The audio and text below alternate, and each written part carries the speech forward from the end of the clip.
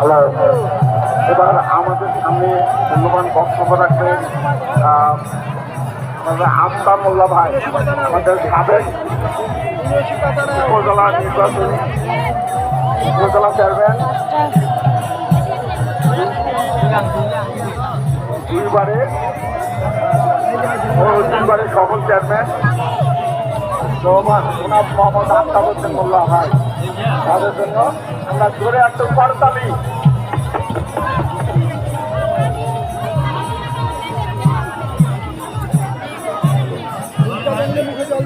সম্মানিত এই মেলা কমিটির সভাপতি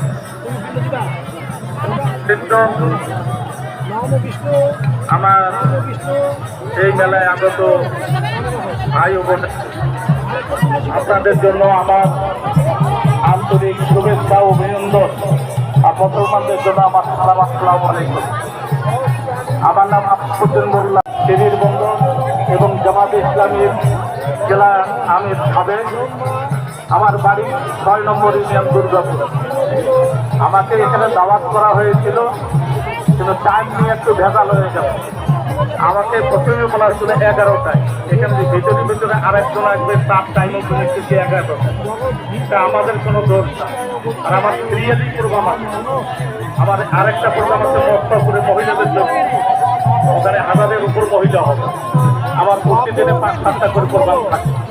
আমি আপনাদেরকে শুভেচ্ছা জানাতে আসছি, অন্য কিছু কথা বলার জন্য নয়। কোনো রাজনৈতিক বক্তব্য আমি কোথাও দেইনি। অনেক হরিবাসনী পর্যন্ত আমি দিয়েছি, রাজনৈতিক বক্তৃতা দিই। আমার একটাই কথা, যারা ধর্ম পালন করেন তারা ভালো মানুষ, যারা খারাপই কাজ করে এরা ধর্ম পালন করে না। যারা চাঁদাবাজি করে, লুটতরাজ করে, যারা সুদ খায়, ঘুষ খায়, যারা এই দেশের মানুষের অধিকার হরণ করে, এরা আসলে ধর্ম পালন করে। হিন্দু ধর্ম যদি হিন্দুরা পালন করে তারাও ভালো মানুষ হবে। এরকম সব ধর্মের মানুষ যদি ধর্ম পালন করে ভালো হয়, দেশটাকে ভালো হয়ে যাবে। দেশে সুদ ঘুষ তাহাজানি চাঁদাবাজি কিছুই থাকবে না। এখন আমাদের আসল বক্তব্য যেটা আপনাদের সামনে আমি দিচ্ছি, এবং আজ থেকে না অনেকদিন থেকে দিয়ে আসছি, আসুন আমরা নিজ নিজ ধর্ম পালন করি এবং নিজেকে সত্যিকার অর্থে একটা খাঁটি ধার্মিক লোক হিসেবে আমরা আত্মপ্রকাশ করি। যদি আমি পরিবারের মধ্যে ভালো ধার্মিক হই, ওই পরিবারটা ভালো। সমাজের মধ্যে যদি বেশিরভাগ মানুষ ধার্মিক থাকে, ওই সমাজটা ভালো হয়ে যাবে। আর যদি রাষ্ট্রীয়ভাবে ধার্মিক লোকের হাতে যদি ক্ষমতা দিতে পারে, সেই দিন হবে দেশের মধ্যে শান্তি। সব বন্ধ হবে, চুরি ডাকাতি খুন খারাপি রাহাজানি চাঁদাবাজি সব বন্ধ হয়ে যাবে। সব ধর্মের দোষ নিশ্চিন্তে নির্বিঘ্নে স্বাধীনভাবে তারা ধর্ম পালন করবে। মন্দির পাহারা দিতে হবে না। আমাদের আমির ডাক্তার শফিকুর রহমান সাহেব মন্দির পাহারা দিতে হবে কেন? তাহলে মসজিদকেও পাহারা যাবে কেন? এটা কেন হবে? পথ পরিবর্তন হওয়ার পর কেন মন্দির পাহারা দিতে হবে? আমরা যদি ক্ষমতায় যাই ওই কাজ তাই করবো। মন্দিরও পাহারা দিতে হবে না, মসজিদও দিতে হবে না। শান্তিভাবে নির্বিঘ্নে নিশ্চিন্তে স্বাধীনভাবে তারা নিজ নিজ ধর্ম পালন করতে, নিজেকে ধার্মিক হিসাবে তৈরি করতে, এইটাই আমার আহ্বান। প্রিয় ভাই বোনেরা, আমি আসছি আপনাদের কাছে শুভেচ্ছা বিনিময়ের জন্য। আমার এই যে অনুরোধ রাখবেন, এখানে আসলে নিজ ধর্মের কারণ। আমারও বাড়ির পাশে একটা মেলা, ফুলপুরের পাশে নাম বৃহত্তর মেলা, আমার বাড়ির পাশে আমার সেখানেও আমি যাই। সেই জন্য আমি অনুরোধ করছি, আসুন এখানে শুভেচ্ছা ও অভিনন্দন জানাচ্ছি। আসসালামু আলাইকুম।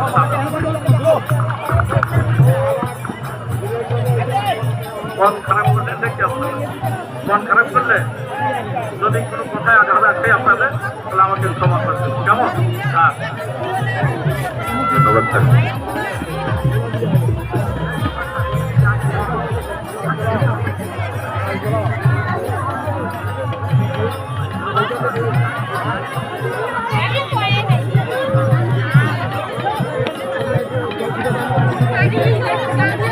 মেলায় আসতেছে, ধন্যবাদ।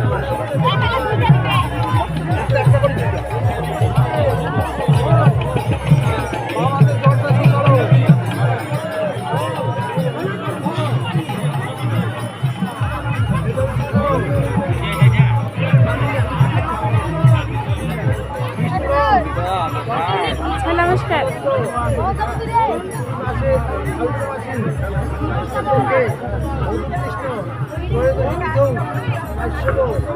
হ্যালো সকল ছাত্রদের দৃষ্টি আকর্ষণ করে বলছি আপনারা যেহেতু জায়গায় বসে পড়েন মামুনদের দৃষ্টি আকর্ষণ করে বলছি আমাদের বসার ব্যবস্থা করা হয়েছে দয়া করে আপনারা একটু বসে যান দয়া করে আপনারা একটু বসে পড়েন আপনারা বসে বসে সমস্যা নাই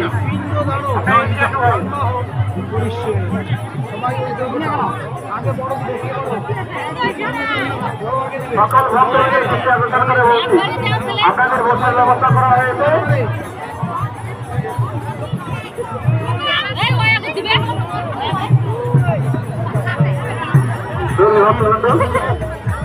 আমাদের কিছুক্ষণের মধ্যে প্রধান অতিথি জননেতা মোহাম্মদ আখতারুজ্জামান মিয়া সাবেক সংসদ সদস্য দিনাজপুর ৪ সদস্য কেন্দ্রীয় নির্বাহী কমিটি বিএনপি কিছুক্ষণের মধ্যে আমাদের উপস্থিত হলেন আপনারা দয়া করে একটা নির্দিষ্ট আসন গ্রহণ করুন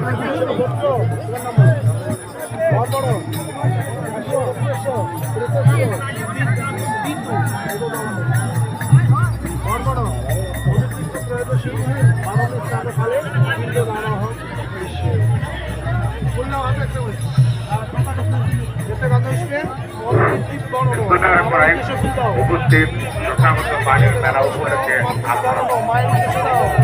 আমাদের প্রিয় নেতা জননেতা মোহাম্মদ আখতারুজ্জামান মিয়া কিছুক্ষণ অবশ্যই আমাদের আপনারা যারা ঘোরাঘুরি করতেছেন তারা এসেছেন আসন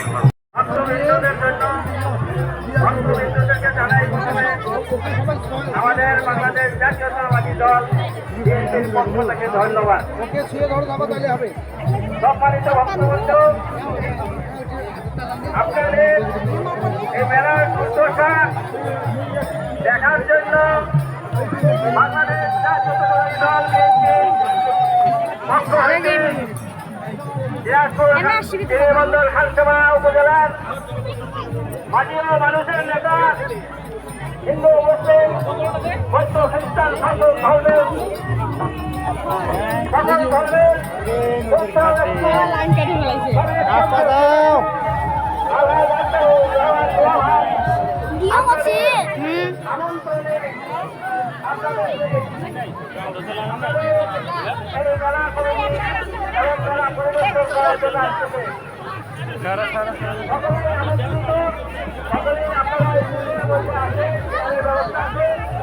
আপনারা বসে পড়েন কিন্তু খবর বলছে আমাদের